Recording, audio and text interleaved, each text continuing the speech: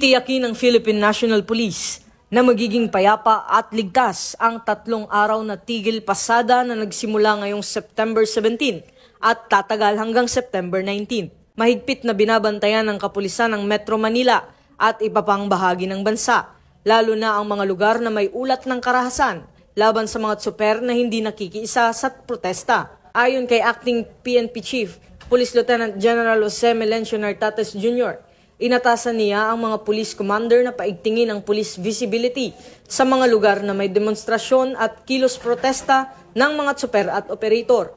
Bukod dito, iniutos ni Police Lieutenant General Nartates ang pakikipag-ugnayan ng mga police commander sa mga lokal na pamahalaan para sa mabilis na pagpapakalat ng police mobility assets na maaaring tumulong sa mga commuter na ma-stranded dahil sa tigil pasada. Tinitiyak naman ng PNP na handa ang kanilang hanay na magbigay ng seguridad at tulong sa publiko upang mapanatili ang kapayapaan at kaayusan sa kalsada sa gitna ng nasabing protesta.